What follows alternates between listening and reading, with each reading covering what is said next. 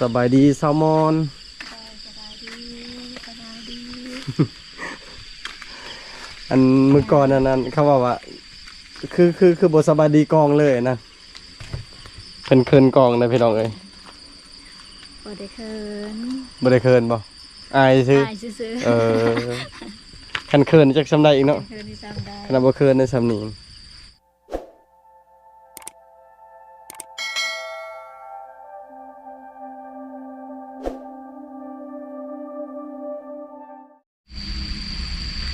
สบายดีพ่อแม่พี่น้องสบายดีบรรยากาศตอนแรงตอนนี้ก็คือมารีวิวเบิงบานอัปเดตเบิงบานสวนอยู่เมืองสิปูนในชนเขตซึ่งติดกับโรงงานมันต้นโรงงานแปลงบนดอกไผ่หันลังสีเขียวนะทางนั้นกับเมืองสิปูนมาทานีกับบันดงประเทศเวียดนามชวนทางบ้านเฮาพุ่นแหละนี่คือบ้านสวนที่มิลินเพิ่นเฮ็ดไว้สร้างไว้มาเบิ่งเพราะว่าโดนในมาเถื่อนะลงมาพีแต่เมื่อวานนี้ตอนนี้ก็ใกล้สิแล้วยังแต่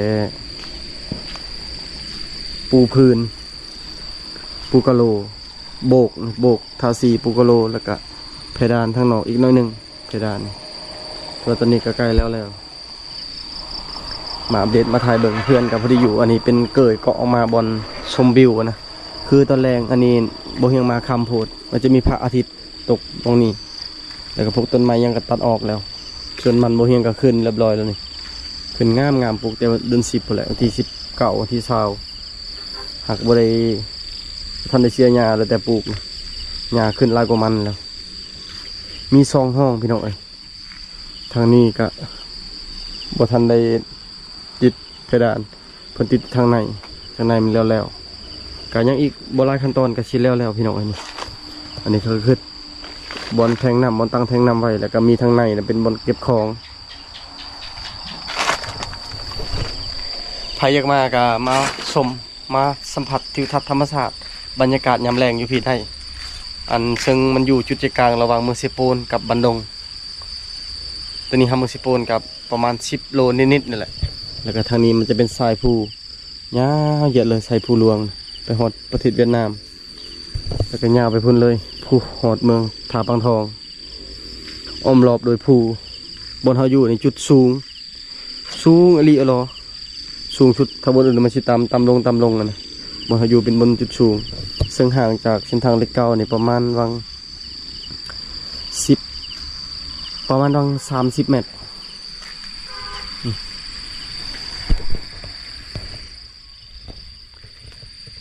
มาเบิ่งแต่ละห้องนี่เพิ่นเทเรียบร้อยแล้วโอ้ยังบ่ทันติดเพดาน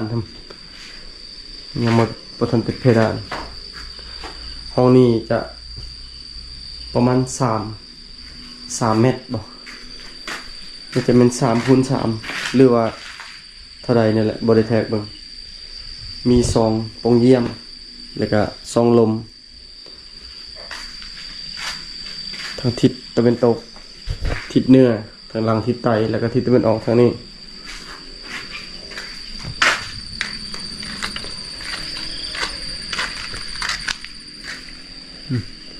เพิ่นมาทำติดเพดานห้องนี้นะมี1ปงเยี่ยม1ห้องเพื่อนพอดีอยู่พี่น้องเอ้ยอากาศเย็นตอนนี้โอ้หน่อไม้ก็ขึ้นแล้วหน่อไม้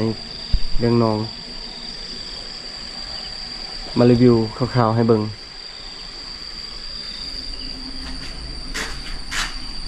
ทางหน้าเป็นติดผาดานเรียบร้อยยังอีกน้อยหนึ่งตัวนี้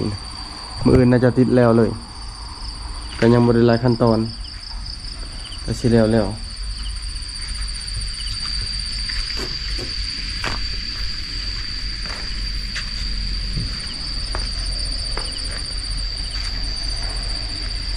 ตัวถึงนะพ้นติดเรียบร้อยแล้ว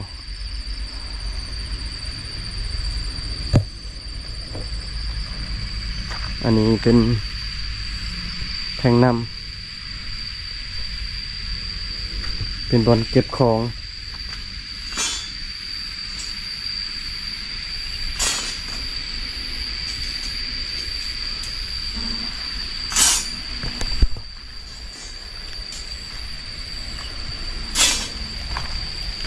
เพื่อนบัวใหญ่บัวน้อยพอดีอยู่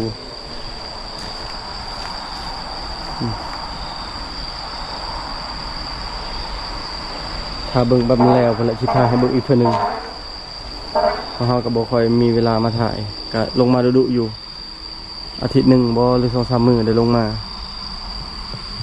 ช่วงนี้ก็ให้พ่อตู้นะเรามางามให้มาเฝ้าให้นะอันนี้ก็พอสิมางยังบ่ได้มีโอกาสสิมามางเพราะว่าต้องได้เอารถใหญ่เอารถแก่สังกะสีมาบ้านพุ่นแหละไม่ก็หมู่ของบ่เฮียงเรามางเอาไปเฮ็ดขอกหมู่ส่วน4ห้องน้ำก็เด่นขนาดเลย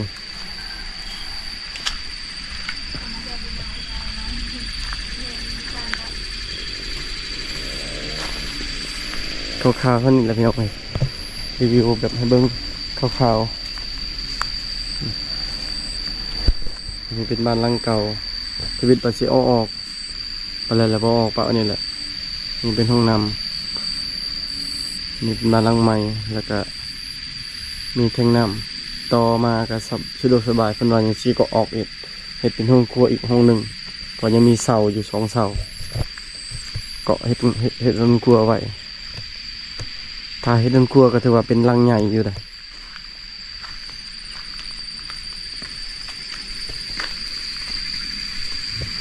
เอาเพิ่นก็บ่เปิดไฟมานี่หาเปิดไฟหากระแจครับเปิดไฟเรียบร้อยแล้วเริ่มมืดพี่หาก็แล้วเวียกหาก็ได้ขึ้นมา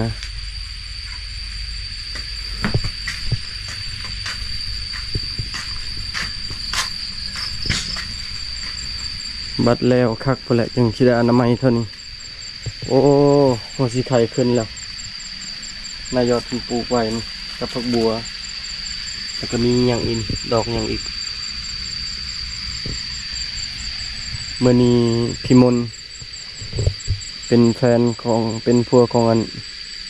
อุพุทธเราก็มาปลูกเท่านี้แหละจากเราปลูกอย่างใส่ผักม่วงกับโบขึ้นทำ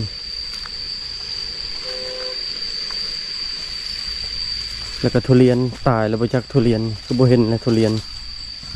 ตายแล้วได้ปลูกวังนี้แล้วทุเรียนบ่เห็นแล้วมืดฝนอยู่ทางพุ่น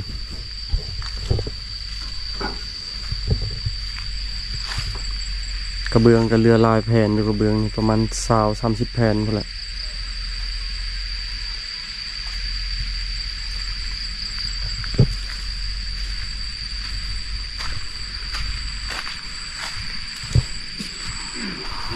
เป็นบอลเกย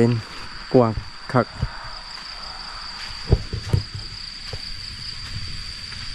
อันนี้เสาเรือ2 ต้นมันเช็ดเอินครัวอีกส่วนดินตัวนี้นะเฮาสิลงนะนี่ลงให้มันเสมอกับตัวนี้เลย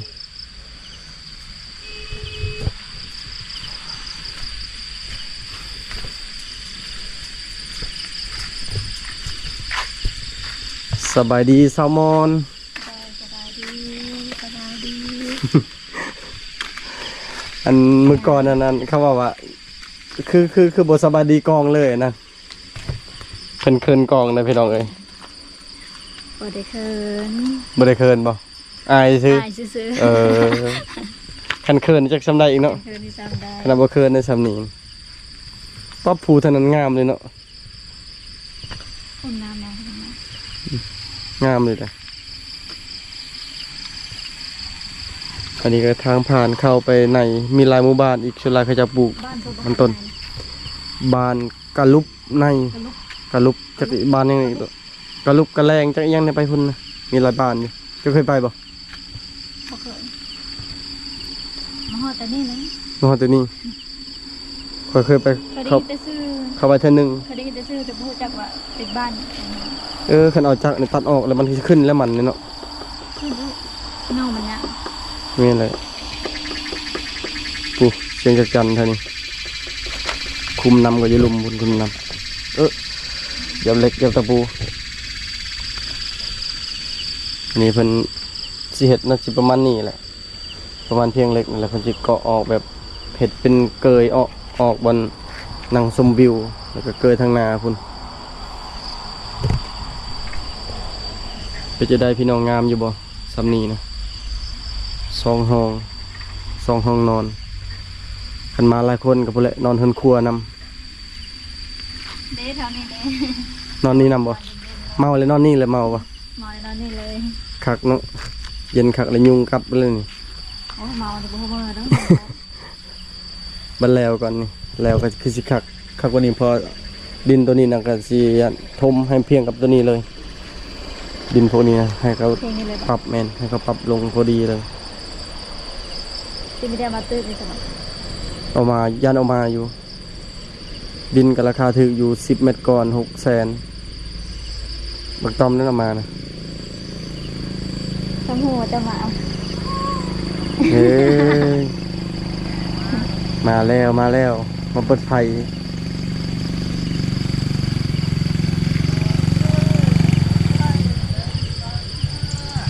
เชี่ยวคือประมาณ8-9 โมงจะหน่อยนี่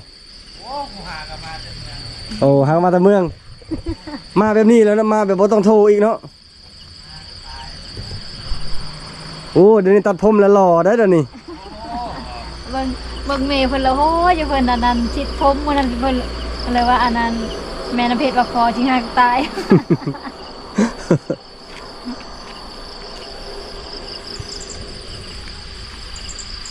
ถ้าจน งามสิได้เป็นเฮือนห่อแล้วนี่ บ่เข้าจนบ่จื้อเลยตัดผม หล่อได้คือจีนเนาะบ่ภาษาจีนเชียวบ่เป็นบ่ เอ้ยจังหน่อยกับเมียบ่ให้เป็นลิ้น หล่อได้ตอนนี้ป้อทรงเพิ่นน่ะทรงเสื้อที่เพิ่นใช้นี่ต้องแบบสั่งมาโดยเฉพาะนะ ใส่พิเศษเหรอ ใส่พิเศษบ่มีขายดอกอยู่ประเทศลาวนี่ คนกับแปลกหมู่แปลกคู่เลยเนาะจักโลก็เดี๋ยวนี้นะ โอ้ ตัวหนึงบ่นักดอก บ่น่าต้นหนึ่ง เราว่าสิไปหาบ่เฮียงไปหาปลาอยู่พุ่นก็บ่เห็นปลาจักเทื่อนี่ มีแต่บอกให้ฝากไผอยากฝากบ่เสี่ยวระวังเฮือนกับแซลมอนอันใดงามกว่าเฮือนแล้วเนาะ จังว่าแล้วเว้ย ให้ FC แบบอันลองให้ราคาเบิ่งว่าสิให้เท่าไรค่าดองแซลมอนนี่ยังคิดบ่ถึกว่าสิให้น้อยหรือสิให้หลายให้เบิ่ง20,000พอดีบ่20,000 บ่ยาวไป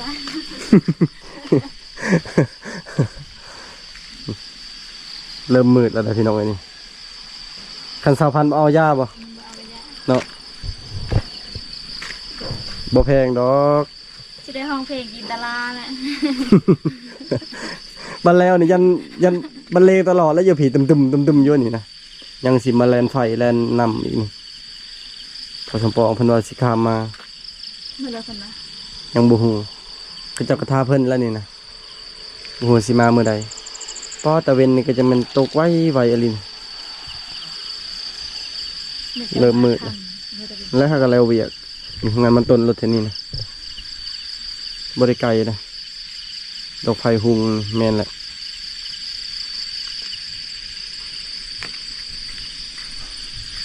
กับบ่ฮู้สิรีวิวจังไดมีแต่ถ่ายแบบให้เบิ่งนำกันเด้อบ่ได้ขี้หลายก็เพอสิได้บอกสร้างอีกเฮาก็เบิ่งบ่เป็นเพราะเฮาบ่แม่นสร้าง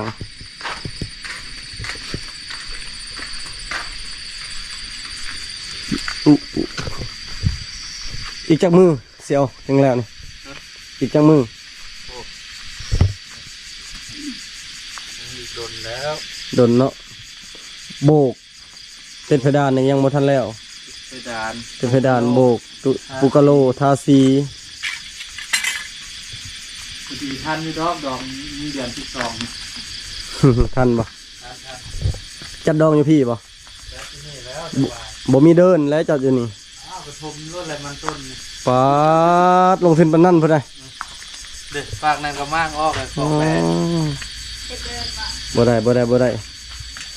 ที่แรก บ่จัดอยู่เฮือนลาวก็ได้มันก็กว้างอยู่พุ่นเขาจะบ่ได้ล้างถ้วยเนาะ แต่ที่ สีล้างถ้วยเองนะ จะล้างเองแล้วจะดูพีนะ ต้องไปปุ๊บเนี่ยครับ ของนำก็ใส่ได้แล้วใช่สิมั่งดิไปเบิ่ง ยั ไหม อยู่นะจ้ะ คือเขาเปิดเบิ่งแล้วกินเอง บ่มีหยังบนทันนะ นี่เขาเปิดแล้วถึง กิน เจ้า บอก ไป บ่ ใช่ไหมเขาเปิดไม่เห็นเขาเต่งมามันนักก็เลยเห็นจับเบิ่งแข็ง ประตูนั่นแหละเมลินให้ไปเปลี่ยนจากสิบคอเปลี่ยนน้ำลายจังไดปะ ๆก็เลย อันบานปองเยี่ยมนะ3 บ้านกับบงปองเยี่ยมหั่นบ่ได้ใส่เหลือเอาไว้ใส่คันครัวให้เพิ่นบ่บัดเฮ็ดคันครัวเนาะจะได้ก็บ่ได้ใส่แล้วนี่ อันนี้เป็นยาชาไว้เชิญคน ว่าสิไปเปลี่ยนก็แบบเขาจะบ่ให้เปลี่ยนแล้วโดนบัดนี้ อยากกินบอกเปียก บินก็คือว่าเก็บไว้อยู่เฮือนอ่ะปกดินบล็อกบ้านนั่นน่ะนั่นนี่ก็มีเนาะสร้างบ้านเฮาเนาะก็ดีคือกันแล้วมันจะบ่มันจะบ่เปื่อย กินบอกเปียก มันจะบ่เปียกจะบ่เปื่อยนะคักหลายก็แห่งคำแห่งงามพี่น้องเอ้ยท้องฟ้าสีคราม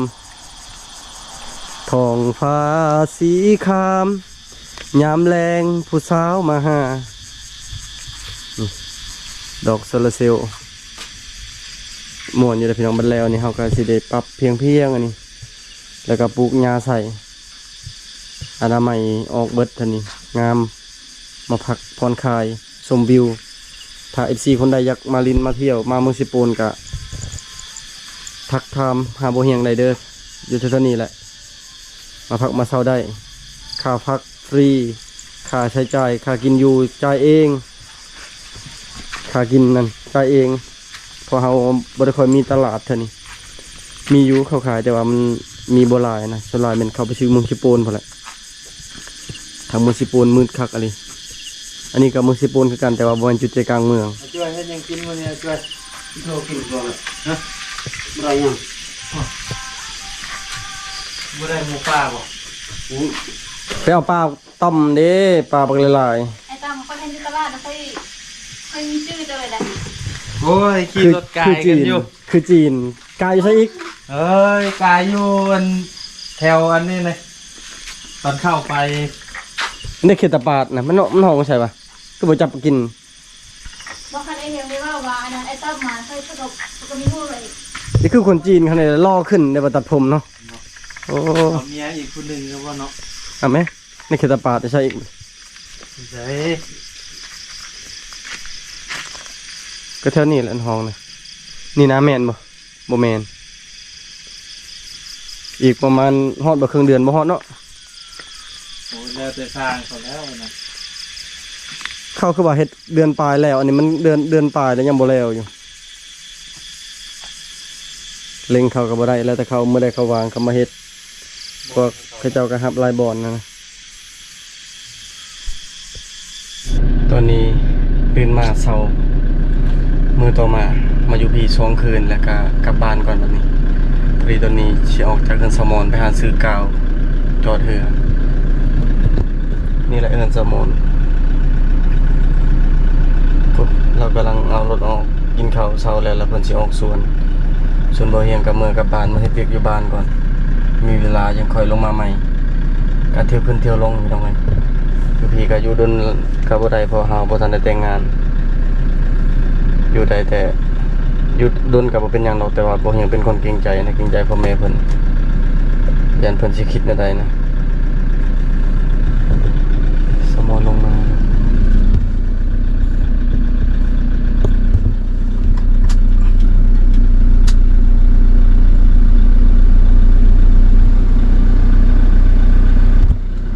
น้องเพิ่นกับแม่เพิ่นออกสวนแต่เช้าแล้วแต่เพราะว่าเพิ่นยังบ่ทันออก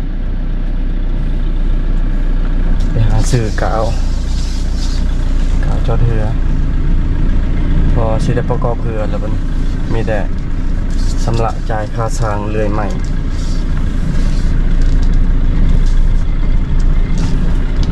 สำหรับเรือนแซลมอนกับสิบ่ไกลกับบ่ไกลกับทางใหญ่อันนี้เป็นเส้นทางโคอูแต่ทางหน้าจะเป็นทางใหญ่นี่ทางนี้คือโคอู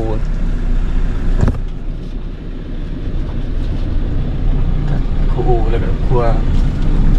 มี2 เส้น เราก็เป็นคนอายกล้องแน่พอใหม่ๆพี่น้องก็อายกล้องนี่ก็บ่เป็นหยังมีแต่คอยบอกคอยสอนเอาคนเฮาก็แบบซี่แหละทุกคนก็บ่มีไผดอกสิกล้าเว้ากล้าจะต้องคอยฝึกคอยซ้อมไปลงมาแต่มือวันพฤหัสเมื่อวานนี้วันศุกร์มื้อนี้เป็นมื้อวันเสาร์อยู่บ้านก็โอ้เวียกยังหลายยังนำให้ปลูกไม้วิกปลูกมันต้นดุดส่วนมันต้นแล้วก็เสียหญ้าไถนาเฮ็ดเหือเข้าป่าเนี่ยเวียกมันหลายแฮงอะลิปีนี้นะปีนี้เฮ็ดทุกอย่างเลยนี่คือเส้นทางใหญ่ออกจากเขื่อนเสามอนทางเมื่อบ้านแต่บ่เฮียงไปซื้อนะก่อนไปหาซื้อกาวจะเถือก่อนอ่ะพี่น้องเอ้ยสไลด์พี่นี่ก็บ่เฮียงก็ถ่ายรีวิวบ้านสวนของเมลินอยู่เมืองสิโปนให้เบิ่งคร่าวๆก่อนเพราะยังบ่ทันสำเร็จเสร็จสิ้นแล้วสำเร็จเสร็จสิ้นเมื่อใดแล้วบ่เฮียงสิถ่ายให้เบิ่งอีกอัปเดตเป็นขั้นนะแต่บางครั้งบางคราวเฮาก็กระโดดเลยถ่ายแบบบ่ได้มีเวลาถ่ายบางเทื่อมาแบบเวลามันสั้นนะพี่น้องเอ้ยเอาสำหรับ EP นี้ก็ขอจบไว้เพียงเท่านี้ก่อนเด้อพี่น้องจะได้ก็ฝากความคิดฮอดคิดถึงพ่อแม่พี่น้องเบิดทุกคนเด้อจะได้ก็ฝากเป็นแห่งเสียแห่งใจให้บ่เฮียงอยู่คือเก่าสำหรับ EP นี้บ่เฮียงก็ขออำลาพ่อแม่พี่น้องไปก่อนถ้าติดตามใน EP หน้าใน EP ต่อไปว่าสิได้ไปทางใดต่อสิได้ถ่ายคลิปทางใดต่อสำหรับ EP นี้ขอบใจพี่น้องเด้อเจริญหลายบาย